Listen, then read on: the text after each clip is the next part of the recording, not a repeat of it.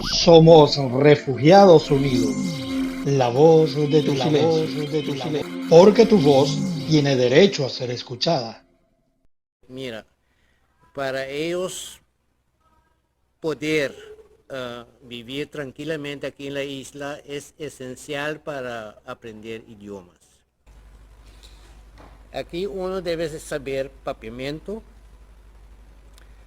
uno debe de saber un poco de holandés también, porque las leyes laborales son en holandés, muchos documentos están en holandés. Si quieres trabajar en un hotel, por ejemplo, necesitas inglés, comprender inglés a lo menos. Si un turista te pregunta algo, ¿ah? Tienes que... el turista no te va a hablar en vapeamiento o holandés, te va a hablar en inglés. Sí. Entonces yo creo que todos esos tres idiomas son importantes para migrantes, no solamente para su desarrollo personal, pero también en el cuadro de conseguir trabajos, mejores trabajos que tienen ahora. Tienen 3 aulas, una por cada idioma. ¿De cuántos estudiantes estamos hablando? ¿Cuántos estudiantes tienen en total? Empezamos con 60. Como todos los cursos, hay estudiantes que a través de tiempo quedan sin venir porque prefieren ganar su dinero. Este grupo es un grupo, Carlos, bastante complicado. ¿Por qué digo complicado? Porque a veces prefieren, cuando consiguen un trabajo, Abandonan el curso. abandonan el curso el día del curso porque ganar su dinerito. Entonces no es como tú y yo que tenemos trabajo fijo y para nosotros Claro, precisamente esa es la necesidad, por eso se les es está la ayudando. necesidad que Correcto. hay que lo hace un poco la organización un poco complejo, ¿sí? Ahora, Pero hay algunos o muchos de ellos que constantemente están aquí. Yo tengo que agradecer a PADF porque sin PADF ese curso no podía ser gratis. Claro, no es PADFSO, pero también el Departamento de Estado de Estados Unidos, State Department, es el cofinanciador o el financiador real de este proyecto sí. por medio de PADF. Y un agradecimiento seguro van para ellos porque nos han guiado en todo lo que era necesario para poner en marcha este proyecto. La primera cosa debe ser, en principio, si no hablas papiamento o no comprendes papiamento bien, mejor empiezas con papiamento, Claro. ¿ya? Y, y es lógico también, porque si uno tiene en mente que después yo quiero ir a hacer mi naturalización, tienes que hacer papiamento. Claro. Pero era, bueno, buscar la manera de cómo sobrevivir, pues que mis hijos tuvieran un mejor futuro. Era como que hice la oportunidad, pues, de tener una mejor vida, una calidad de vida que lastimosamente en nuestro país no la podíamos tener. Y sí, tuvimos que pasar por Colombia. Lamentablemente en el tiempo que nosotros estábamos no teníamos la manera de cómo sacar la documentación para legalizarnos y poder trabajar de la manera tranquila. Y además de eso, que Colombia siempre estaba pasando por muchos problemas. Y ya, bueno, muchos sabrán sobre la guerrilla, grupos subversivos que siempre ponían como que inicio en riesgo a lo que eran las familias, los menores de edad venezolanos que siempre estaban como que inicio en la calle en situación de riesgo vulnerable. Y bueno, eso me llevó a analizar muchas cosas, muchas situaciones que se podrían dar en otros países de Latinoamérica. Eso también pasó en el Ecuador, que lamentablemente en el Ecuador fue muy difícil conseguir los documentos. Inclusive hubo como que dice, le agradecemos mucho a los ecuatorianos por la oportunidad que nos dieron de poder, como quien dice, sobrevivir por un lapso de tiempo. Pero para muchos sabemos bien que esto fue una situación que se salió de control, porque fue mucha la población que salió de Venezuela. Y los países no daban como 15, lo que decimos nosotros, abasto, pues, esa capacidad de poder atender a esas personas que venían siendo desplazadas. Lamentablemente, bueno, muchos sin recursos tenían que ir, como quien dice, caminando, eh, atravesando muchos países. Nosotros a la final tuvimos que llegar hasta Chile, y en Chile, bueno, gracias a Dios, hubo, como que dice, algunas oportunidades, pero lamentablemente también fue muy difícil conseguir los documentos allá. Y bueno, tuve que, como que dice, seguir y venciendo todas las dificultades, los obstáculos, aprender idiomas. Nos tocó aprender el portugués, nos tocó, bueno, adaptarnos al clima, adaptarnos a tantas situaciones que se nos presentaron en la vía, y que gracias a Dios, bueno, Él nos dio, como que dice, la fuerza, la voluntad de seguir adelante. Llegar a Argentina, llegar a Brasil, y conocer, como que dice, muchas culturas, y además de eso, buscar la manera de cómo adaptarnos. Hasta que gracias a Dios, bueno, aquí en París, Dios ya, gracias a Dios, dio, como que dice, ese, esa meta ya de poder conseguir un lugar donde mis hijos ya puedan estar estables, que ya gracias a Dios en este país ya hubieron tantas oportunidades y un buen progreso, y que mis hijos ya están estudiando, inclusive un nuevo idioma, el francés. Para las mujeres, repetirles y repetirles hasta el cansancio que no están solas, que siempre hay una mano amiga, que Dios está en nosotros, en todo lo que hacemos, que primero que nada busquemos a Dios, no importa cómo le llamen a ese Dios, no importa qué religión, sé que todos creemos en algo más grande, algo más poderoso que nosotros. Así que primeramente buscar esa divinidad, ese Dios que cada uno de nosotros tenemos, respirar profundo, porque cuando dejamos que los problemas nos agobien, nos volvemos ciegos y podemos tener la respuesta y la solución enfrente y no la vemos. Y aquí en Curazao cuentan con la Casa del Venezolano, con un grupo maravilloso. Sean o no venezolanas. Sean o no venezolanas, eso es súper importante, Carlos, gracias por decirlo.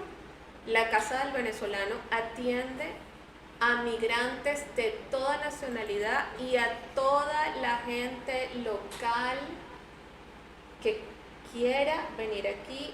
Todos son totalmente bienvenidos. Aquí están nuestros brazos, nuestras manos para todos. Nosotros, el eslogan de la Casa del Venezolano es que el que conoce a un venezolano sabe que la Casa del Venezolano es para todos, que no necesita llamar, que no necesita una cita, que no necesita excusa para ir a visitar a la Casa del Venezolano. La Casa del Venezolano es para todos.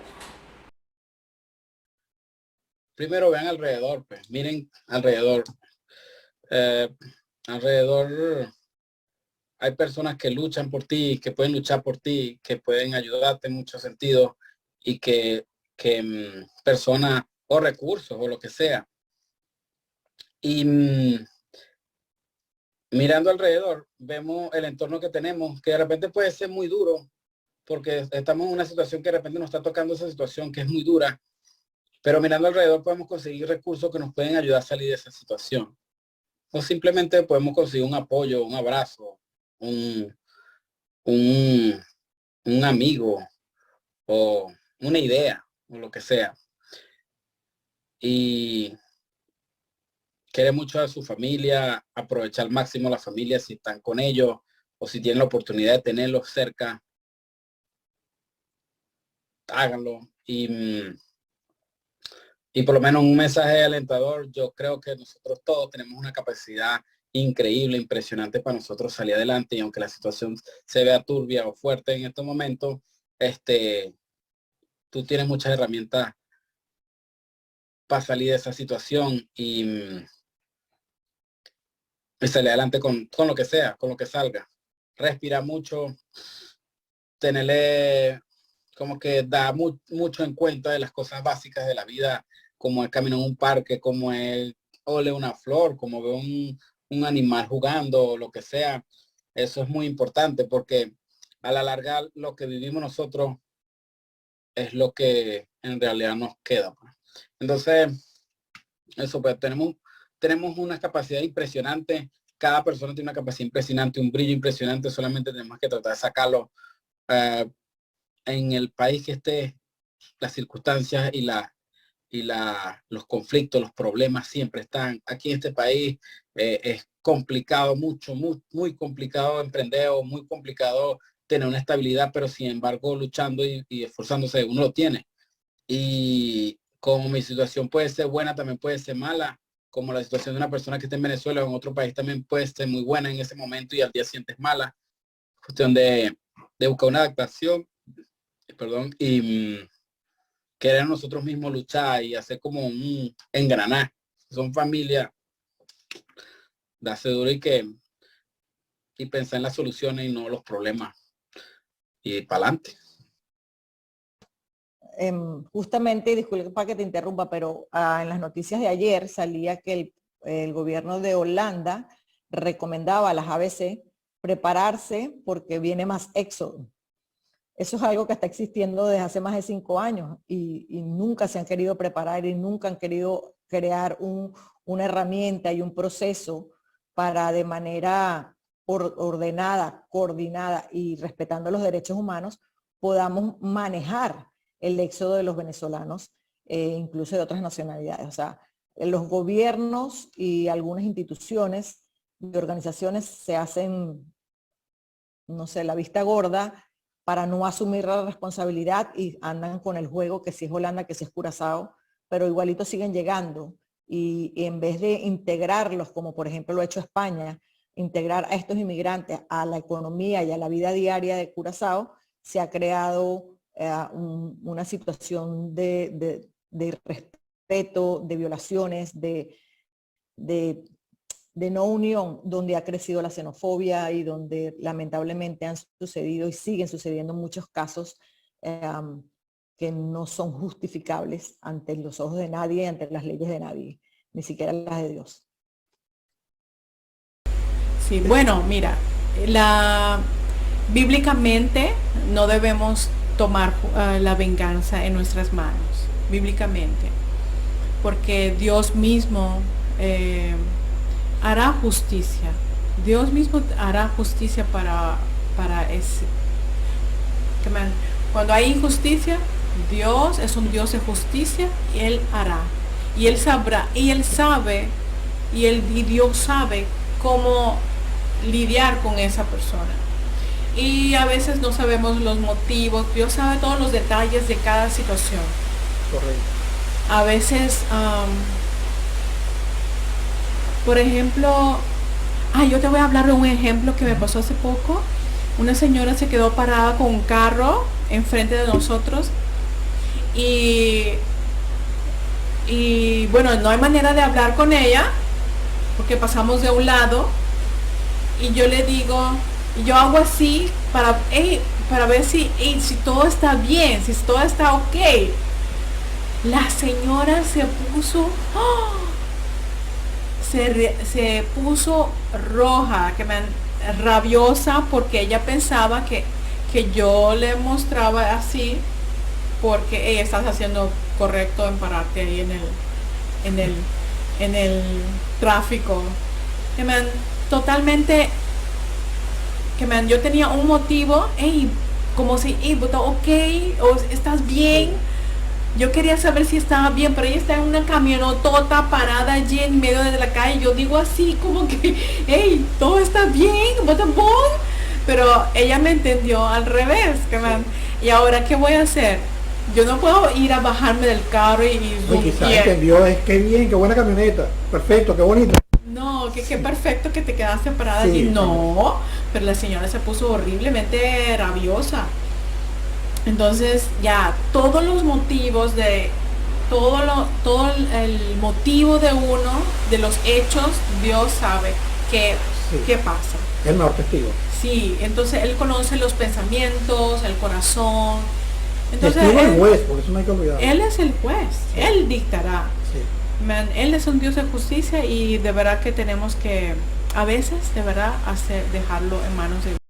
Hay personas que han llegado al país y también los he atendido. ¿Para qué? Para que es como un proceso de reconciliación porque son dos duelos, el duelo de la partida y el duelo del regreso. Entonces, trabajar en eso también es saludable, también es necesario, porque a veces la herida es más grande, a veces la frustración es más grande o el dolor es más grande, porque hay gente que se ha ido y cuando regresa ya la realidad no es la misma, y no es solamente la realidad del país, sino la realidad de la familia, o sus padres no están, o ya los hijos cuando llegan, son los hijos los que se van, después que ha hecho un sacrificio muy grande para regresar y ofrecerles un mejor presente, resulta que ya los hijos se quieren ir, son los hijos los que se quieren ir, entonces ahí como que el nido queda otra vez vacío.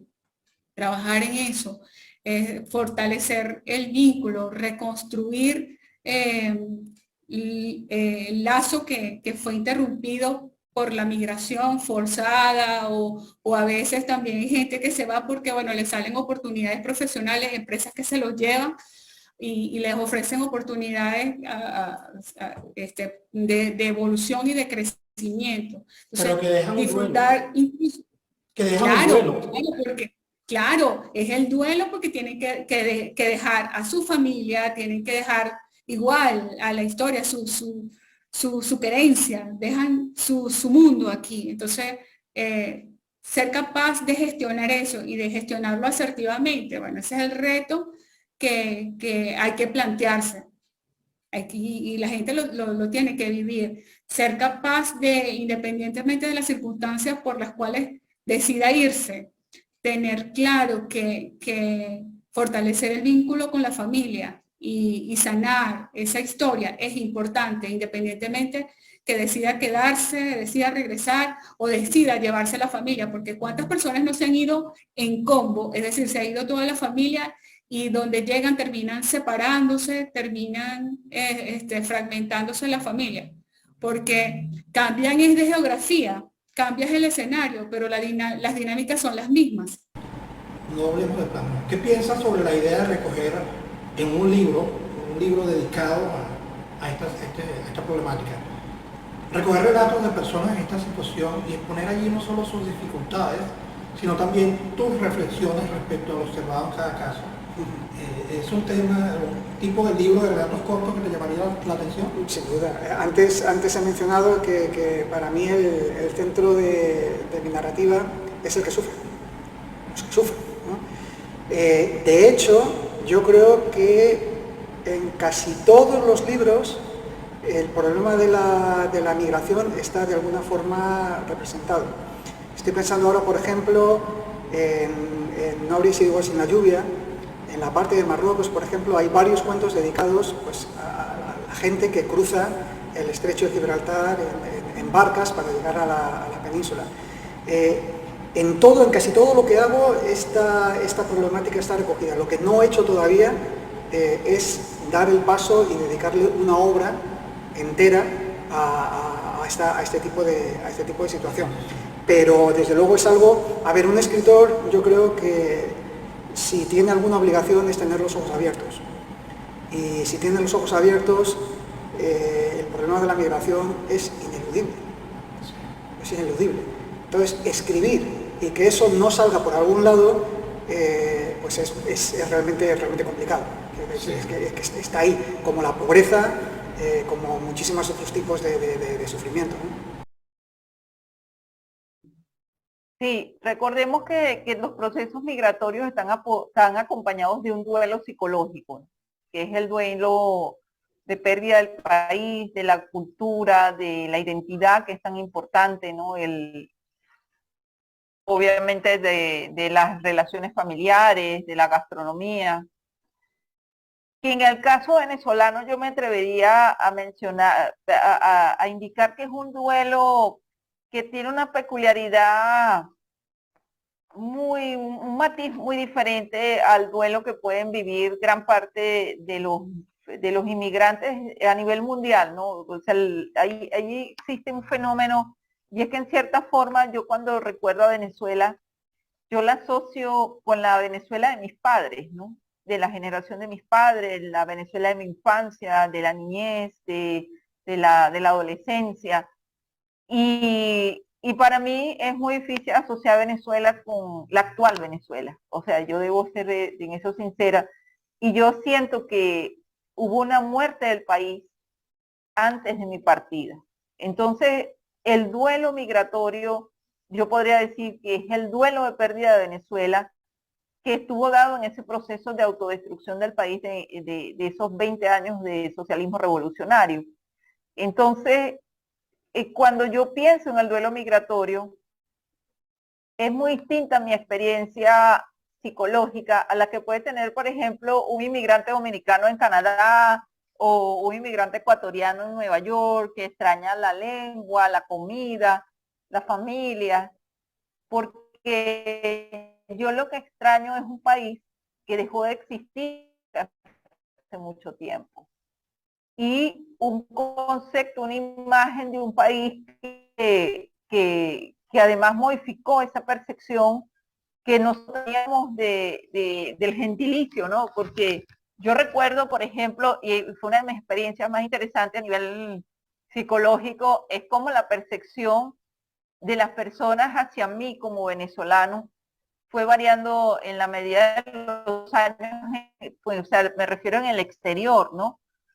Yo recuerdo que yo viajaba a Francia o viajaba a cualquier otro país y, venezolano, y había cierta, como una recepción positiva del venezolano, porque obviamente no habíamos emigrado masivamente, no existía la crisis humanitaria, y yo me comencé a tener conciencia de los cambios que había dado el país también, de cómo nos afectaba la imagen de los venezolanos en el exterior en relación a lo que había sucedido en el país y el cómo nos veían.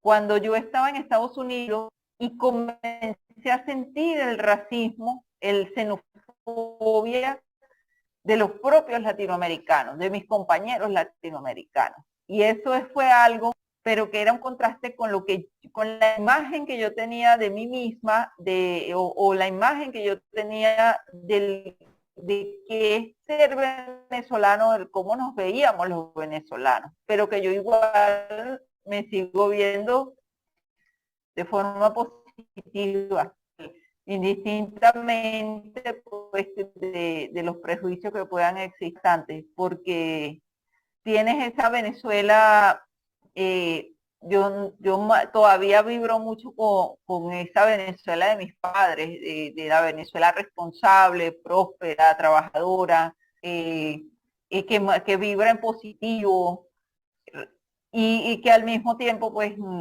sientes que a veces te dicen, venezolano, y te dan como que te ven como hasta que te conocen, ¿no? Y tienen una idea diferente. Pero sí, creo que ha sido que el duelo, que en relación al duelo migratorio o ¿qué deberíamos hacer, ¿no? ¿Qué puedo yo aconsejar? Es primero ver cuáles fortalezas nos dejó la experiencia, ¿no? La experiencia de vida en Venezuela. Recordar siempre que nosotros, cuál fue nuestra reacción de resiliencia en el entorno más álgido, porque yo creo, hoy en día, cuando yo veo de repente inmigrantes que no están en malas condiciones materiales, pero que de repente sufren depresión, que es normal en el proceso de duelo migratorio. De hecho, la inmigración es considerada una de las circunstancias de riesgo. Tienes que dejar explotarte. Está pasando muchísimo. Que la gente por necesidad, entre comillas, pues permite el abuso físico, emocional, corporal, ¿ok? esto está pasando muchísimo. Pero cuando hablamos e hice referencia hace unos minutos a que aprendamos a ser humildes, porque la honra tiene que ver con eso. Cuando tú honras a tu papá y a tu mamá, tú bajas la cabeza y lo respetas y aceptas que ellos estaban primero y que tú llegaste después. Entonces, este país está allí y tú eres el que va llegando y se supone que quien tiene que adaptarse eres tú. Y por eso insisto en la honra y el respeto, en que aprendamos a ser humildes ante determinadas situaciones, eventos. También creo que es importante trabajar la capacidad de resiliencia con nuestros hijos, ¿no? Que la vida en algún momento tiene determinadas circunstancias, ¿no? Y a nivel general, Carlos, la frustración. La frustración genera mucha rabia y hay muchos niños, adolescentes e inclusive adultos, y eso lo puedes ver en las redes sociales, que no manejan de manera adecuada la frustración. Entonces, tú estabas acostumbrado en tu casa a tenerlo todo y cuando llegas a un sitio y no puedes tener esa cantidad, entre comillas, de dinero que antes generabas o que tú en tu país tenías y te toca vivir otras circunstancias, el hecho de no manejar esto hace que entres en rabia, en odio, y si aparte de eso sientes rechazo, entonces allí volvemos a las generalizaciones y a la xenofobia que se ha desarrollado contra muchos de nosotros, pues venezolanos. ¿Por qué? Porque estamos de todos los grupos y no toda la gente es buena ni toda la gente es mala. La gente que emigra sale de su casa porque siente que necesita ir a buscar, ¿ok? Y hay personas muy honestas, tenemos muchos profesionales trabajando de obreros, trabajando en muchas labores que por supuesto distan para lo que estudió, y allí es donde viene la humildad, pensar que probablemente esto es circunstancial, que las cosas van a mejorar, y de allí la capacidad de resiliencia, el ser positivo, el sentir que esto es temporal, que todo esto en algún momento va a pasar, pero tienes que creerlo, tienes que quererlo, tienes que aprender a no ser conformista, a no ser mediocre, a no quedarte en el camino, a no ser uno más. ¿Por qué? Porque hay gente que se va a tomar provecho de eso. O también va a pasar que donde llegues vas a ser mal visto, mal vecino, vas a llevar relaciones inadecuadas y probablemente vas a tener conflictos. Primeramente eso, ¿no? Desde que somos pequeños, y obviamente el punto de partida tiene que ser nuestra cultura, la venezolana, o sea, porque ese es el punto de partida. Desde que somos pequeños, o sea, el bullying ha estado presente en nuestra cultura. Y eso es algo que otras culturas no comprenden. Como entre nosotros nos decimos, resaltamos eso que destaca en ti a nivel físico, el cuatro ojos, el frentón, el raíz de dos cuando eres chiquito, eres bajito, o sea, me explico, o sea, yo tuve un profesor en el liceo que le decíamos raíz de dos, nosotros los estudiantes al profesor, porque la raíz de 2 es 1,41. Y entonces uno se ríe y eso lo ve, o sea, ese tipo de conducta en Venezuela, entre comillas, se ve normal, es normal. ¿Qué me llamó a mí la atención? Vuelvo e insisto, el tema de dar los talleres ya en la etapa adulta, en la etapa profesional, a masculinos, particularmente a masculinos en empresas, donde eso es como más predominante. O sea, eso de los sobrenombres, eso del chalequeo entre los masculinos. Y me llamó la atención escuchar inicialmente cómo ellos tenían que calársela, como diría uno en Venezuela. Tenían que aguantar que les dijeran gordito, cuatro ojos, frentón, porque no hallaban cómo defenderse, porque comenzando con muchas veces los padres o la familia directa, que son los que los llaman o los apodan de esa manera. Entonces, claro, la víctima porque es una víctima, al final se ve así como indefensa. Porque si dice que si digo que me molesta en Venezuela, entonces me van a caer encima, entonces me lo van a reforzar más. Porque esa es la conducta venezolana. Ah, te molestaste, yo voy contigo y voy con todo. Voy y lo refuerzo más. Entonces, el punto es que es una dinámica tan normal en Venezuela que no se mide la magnitud del daño psicológico que le puedas estar causando o emocional a una persona que se siente indefensa, porque si intenta defenderse es como diferente en relación al montón. Y entonces, en vez de que se detenga el comportamiento del victimario, entonces no se refuerza más y la víctima entonces queda, bueno, queda totalmente desvalida. Cuando llegas a una cultura como esta, en Estados Unidos, que no es que aquí no, aquí el bullying también está, y aquí hay otros elementos adicionales, el racismo, el clasismo, La xenofobia. la xenofobia. O sea, se le incorporan otros elementos. Entonces, ¿qué ocurre? Primeramente, con el tema del bullying, es impresionante, a mí me impresionó inicialmente ver el sistema o la manera, el respeto que hay a la hora de siquiera mirar a alguien de manera inadecuada. O sea, que tú aquí no puedes durar más de 10 segundos mirando a una persona. Hay que ser muy cuidadoso con eso, porque entonces está el tema legal. La persona, si se siente ofendida, te puede hacer una demanda. Bueno, mira, eso de que Venezuela se está arreglando, eso lo escucho yo a cada rato, pero cada quien, bueno, desde mi punto de vista, cada quien tiene su realidad, porque hay unas personas que están bien, otras personas están regular y otras personas las están pasando bastante fuerte. Entonces, y no tanto por lo que he escuchado, sino también por lo que he evidenciado. Uno tiene familia en Venezuela y tengo mis amigos, tengo mis compañeros de trabajo que todavía los considero como compañeros, y tenemos nuestro grupo y siempre estamos en contacto y ver situaciones difíciles, y nosotros que estamos afuera podamos apoyarlo.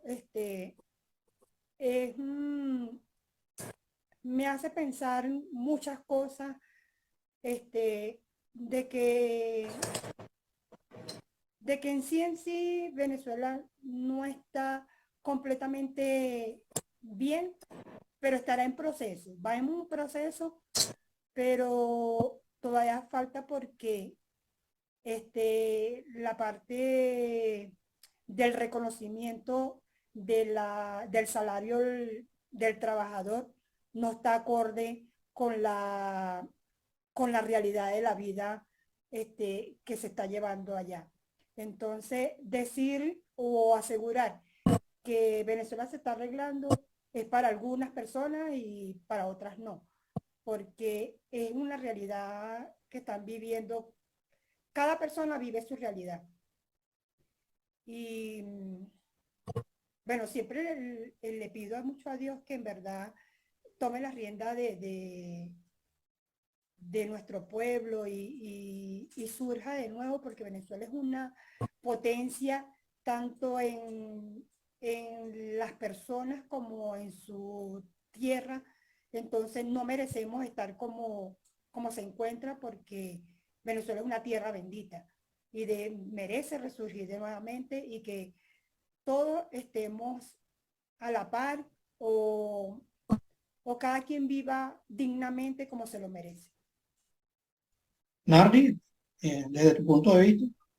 Bueno, Carlos, mira, desde mi punto de vista, yo creo que no es que Venezuela se está arreglando, sino que los venezolanos estamos aprendiendo, porque esta situación ha sido una lección muy fuerte, demasiado fuerte. Y como lo hemos estado conversando, hay un despertar de conciencia. Y cuando tú sientes ese despertar de conciencia, sabes que aunque el caos esté afuera, el trabajo es tuyo, es interno. ¿verdad? Eso a nivel general, a nivel de colectivo, te lo digo. Y entonces algunas personas nos hemos dado cuenta, entre ellos me incluyo, de que no podemos esperar un cambio de gobierno, sino que tenemos que hacer un cambio nosotros. Hay muchos emprendimientos, hay también, que no es un secreto para nadie, que hay muchos con la buena o mala, no sabría cómo decirlo, que se han sabido conectar con este gobierno. Pero habemos otros que nos hemos conectado con el gobierno mayor, que es el de Dios, ¿verdad? Para emprender, para sacar adelante nuestros emprendimientos, para mejorar nuestra economía. Fácil, no está fácil. Pero cada día, con la fe, con la convicción de que nos merecemos vivir con calidad de vida, que nos merecemos estar en bienestar, y más que creencia, con la convicción de que eso no nos los va a dar nadie, sino nosotros mismos. Que las trabas existen, pero que debemos ser más fuertes que ellos y ir de la mano de Dios para salir adelante. He visto muchos compañeros de jubilados y jubilados del tecnológico, del que ahora es universidad, que han hecho también su emprendimiento, que han conseguido otro trabajo y otras cosas, como he visto también otros que tienen una situación bastante crítica. Por eso te digo, eso es los dos polos, Carlos, que existe, la dualidad, existe, tú sabes, el lado negativo, el lado positivo. Entonces, el trabajo es individual, porque este trabajo de estar beneficiado como colectivo. Y si cada uno hace su trabajo individual de mejorarse, yo sé que vamos a lograr un colectivo de bienestar. Somos Refugiados Unidos, la voz de tu silencio, porque tu voz tiene derecho a ser escuchada.